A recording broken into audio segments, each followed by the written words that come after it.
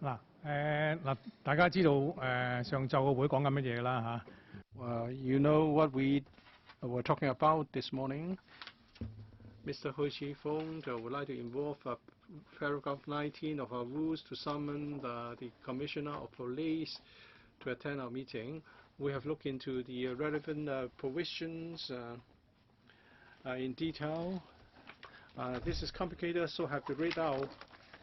According to ATA and also paragraph 19 of FC rules, when the committee exercises functions, it may summons persons concerned to testify or give evidence. So according to this paragraph, we can summon someone to attend the meeting. But unfortunately, the FC's procedure does not provide for the procedure of invoking this power without the procedure specified in the rule. We have to establish a suitable procedure ourselves under 71(13) of the ROP. According to the Basic Law and the LegCo Powers and Privileges Ordinance, this is a power exercise to be exercised very seriously. So I'm of the view that the FC must come up with well-established procedure first. As I've said last time, we have to set, as we said last time, we have to set a procedure to amend the FC procedure. We have 3 or 4 meetings, spending more than 10 hours to do that. But it will not be very realistic. So I invite members to consider one of the 2 options that I am now going to present for the powers in paragraph 19 of the FC procedure. First of all, we can refer to or adopt the procedure in paragraph 37A. Second option, we will adjourn and we will then find a time slot for a special meeting so as to deal with the procedure under the paragraph 19, so as to handle motions for this item and for subsequent motions. I believe if we do this, we will not be able to do with the pay adjustment for the civil service before the Lunar New Year. Let me share with you what I think about this.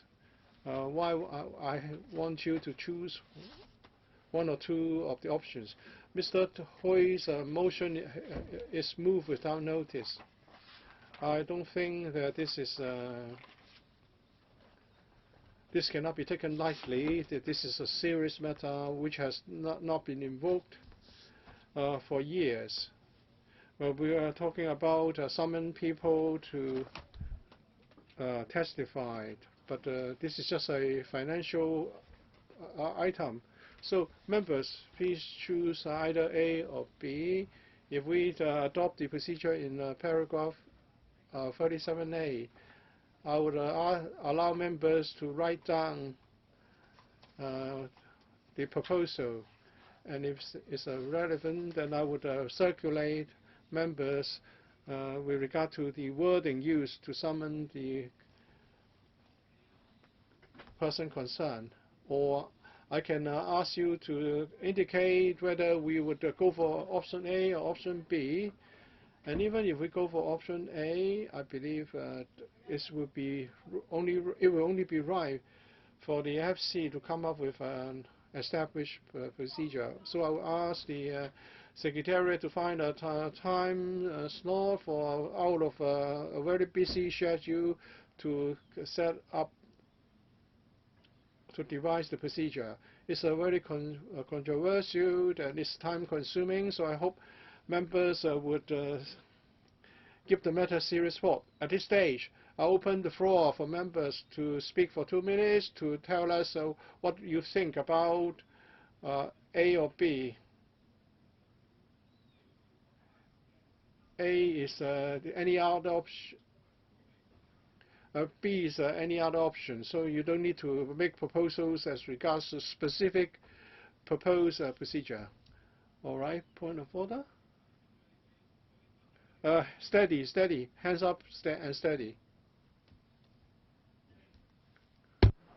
嗱，等秘書點過你啲名睇下，因為你大家一齊都話規程啊。I will ask the clerk to note who has raised his or her hand. Read out the names, please. Members of who wanted to raise a point of order: Kong Junyu, Hui Jifeng, Au Lokin, Gary Fan, Kenneth Leung, Tanya Chan, Claudia Mao, Kwok Kake, and Mr. Chen Chi-chin. All right. Please quote the relevant rules or paragraph. Dr. Kwok Kake, according to the sitting plan, now Mr. Hui Jifeng wants to do something under paragraph 19, and now you're given us two choices, two options. If this is not in line with the basic law or the power vested in us under the rules of procedure, if you just suddenly give us two options, you would likely face a challenge. I think at this point we should ask the legal advisor to advise us as regards the legal implications under option A and option B, what we can do if we are challenged. And if we are challenged and then the funding approval is subsequently found to be problematic, then we'll be doing something unconstitutional. I would like the legal advice to give us some clear advice to guide us. Are you making similar points? You don't know what you want to raise. It's either yes or no. All right, next, Ms. Claudia Mo. Thank you. The order is rather chaotic. I pressed the button once and then I pressed it twice. I thought I was number one in the queue because you all raise your hands at the same time. Thank you for giving me order number 2 in the queue.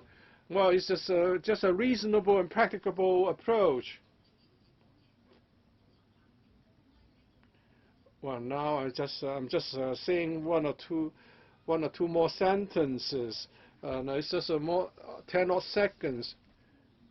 I'm concerned that option A is the approach in paragraph 37A.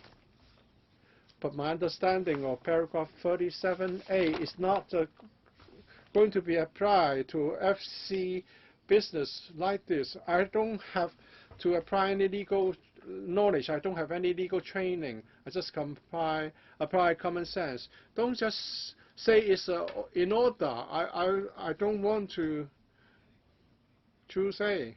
Well, you can either go for B or you can abstain.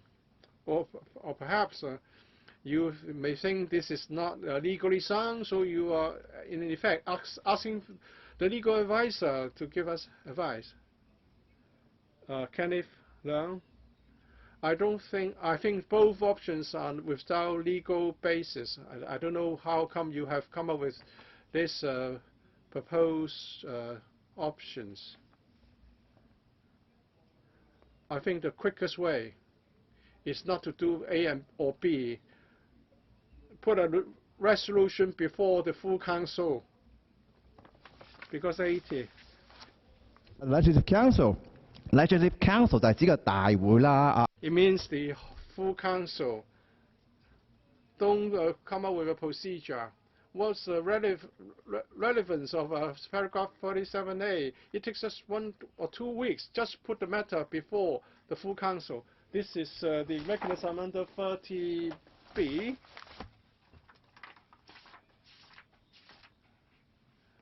I don't know how we can go to the full council meeting before, because the FC has yet to elect a chairman. Of Mr. Kenny Leung, if you are our legal advisor, I'll listen to you. So perhaps it's time to listen to our legal advisor, Ms. Tanya Chan. According to 37A of the FC procedure, those motions passed are without legal effect. But you're saying that we are exercising our powers to summon someone under the LegCo Powers and Privileges Ordinance. That's a statutory power. How can we invoke a non-legally binding motion under 37A? How can it be used to summon anyone? And also for 80A and 80B of the Rules of Procedure, I think if we are to exercise a statutory power, we have to be careful about every step of the procedure. I hope you can give me a few more seconds. At the very outset, you said you would like to be very careful. So I hope you would come up with an official document for the record.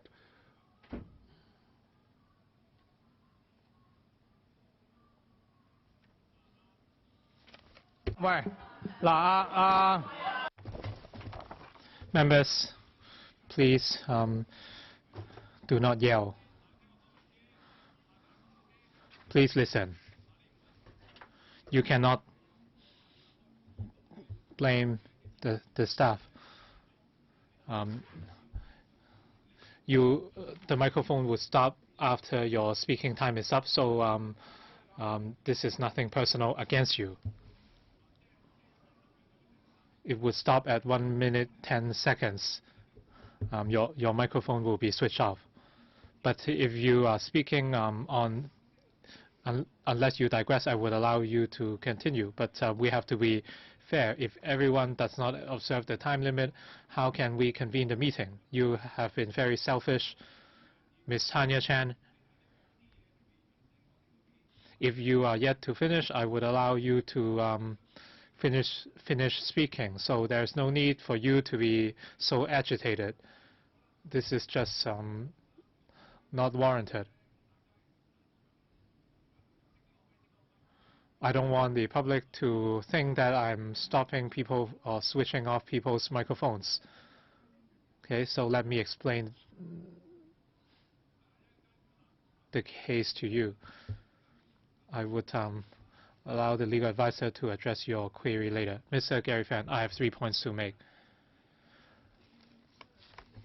Plan A involves Rule 37A, which is inappropriate, while option B is not really an option. At the Finance Committee, we are dealing with the proposal to adjust the pay of the civil service. On one hand, we have to consider efficiency, but personally, I do support the pay rise for other civil servants. So this is not about how you can deal with the right of summon under Rule 19. How you do it is another matter, but such right to summon should not be deprived. Option B means that the long-standing arrangement or mechanism of the FC would be jeopardized. So neither A or B are feasible options. These are not genuine options. Please reconsider your arrangements. I am presenting choices to all of you, but on the long, this is to deal with the current situation. After you decide on either option,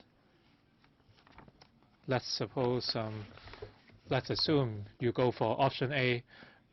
I might need to adjourn the meeting to allow members to draft how they intend to make the summons, and I would then judge whether or not those drafts are reasonable. So every member would have the right to explain in writing who they want to summon and why, and then we would proceed to voting. At the end, the committee would decide through a vote. I mentioned Rule 37A because it is somewhat similar to the scenario this morning. That is, something was raised without notice, and if you don't like option A, you can go for option B. That is, we would adjourn and allow the Secretariat to have a discussion and then come back a month or two later. Next, Ms. Eddie Chu.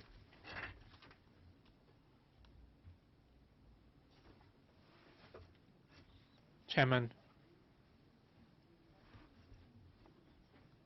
I remember that a few years ago we had a discussion that for legally binding motions,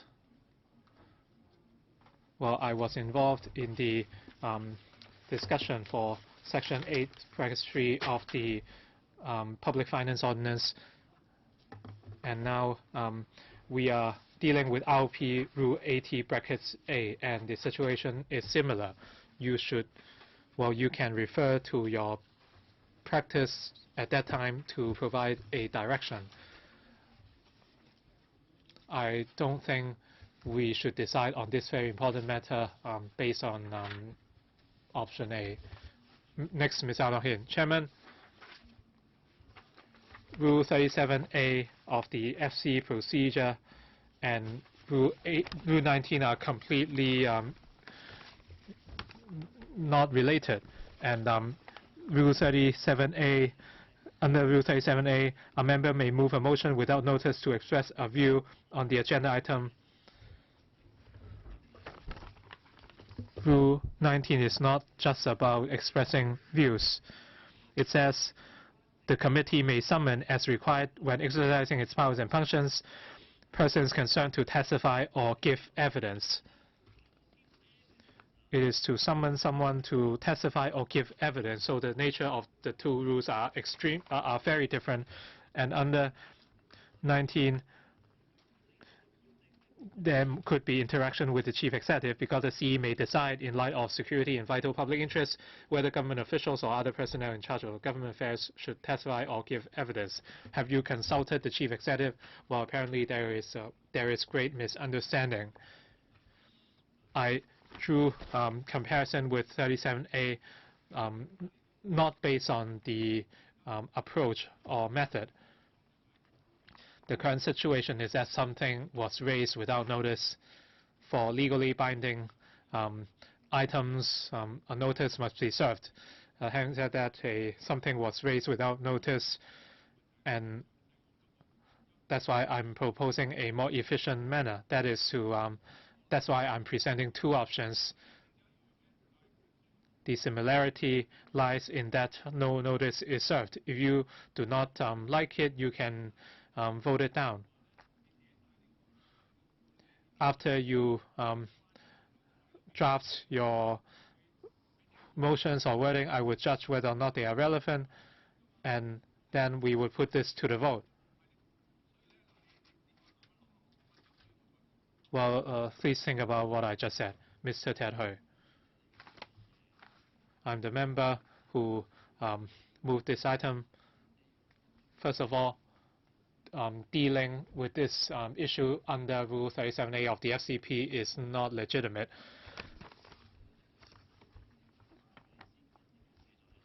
And if Rule 37A is relevant, it would be included in Rule 19. So perhaps why don't we adjourn for 15 minutes? Let me finish. Do not try to dominate the discussion. If you want to serve a notice, you can adjourn the meeting and we can come back next Friday, then I can serve a notice 1 week in advance.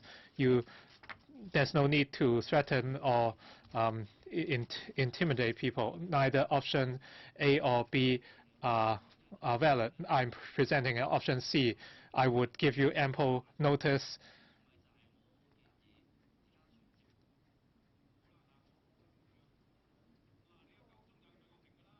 Your time is up. I think that's something we must tell the Hong Kong public. We spent 2 months establishing the rules. This is not just about the notice period. You should not oversimplify everything. This is not how it is. All right, perhaps we can ask the legal advisor to explain this later on. Mr. Roy Kwong. Chairman, well, this is not about option A or option B. We were just presented with this paper this morning, and the expenditure ran to $950 million. The Commissioner of Police should explain the issue, how is the funding dispersed, etc. Based on the convention and history of LegCo 14.19 of the handbook.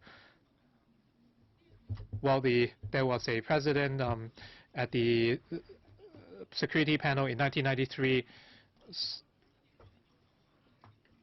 If the CP agreed to be summoned, then our life would be easier. Option A and B are both very crude options, and a member said this should be discussed at the council meeting. So we need an explanation. This is not up to you. So there's nothing to rush through. Well, I am in no hurry at all. Mr. Ray Chan, you presented options A and B. You should explain how option A actually works. If you invoke Rule 37A of the FCP, there's no ground for discussion. We would vote on the wording or the motion. If we do not agree to deal with it, then it would not be handled. I think this is illegitimate. And according to FCP 19 and ROP 80(1), we should not just bring this item to a halt. And under option B, in terms of the right to adjourn the committee, the government either withdraw this item, and according to FCP 39, the discussion of this item should be adjourned. So why would you recommend an adjournment to the committee? Dr. Chen Xiongtai.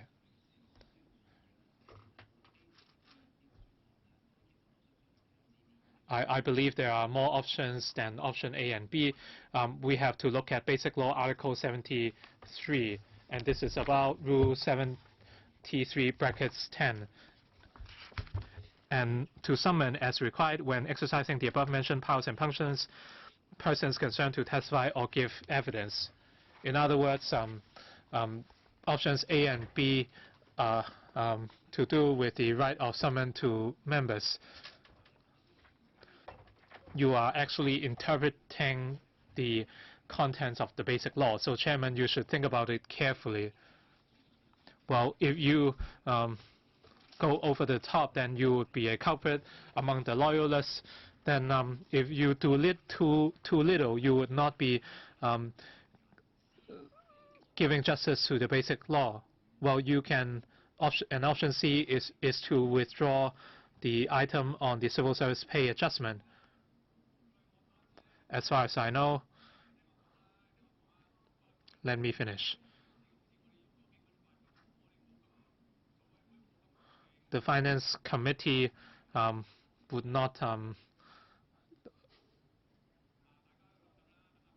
do anything about the basic law.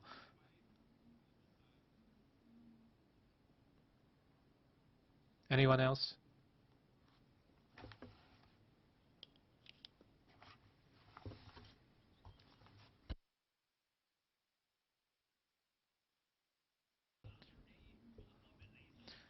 for the format of Rule 37A, do you intend to proceed to a voting straight away, or would you allow a debate or discussion? I'm not saying I support that option, but I hope he would explain it clearly. So this is a legitimate question by Mr. Ray Chan.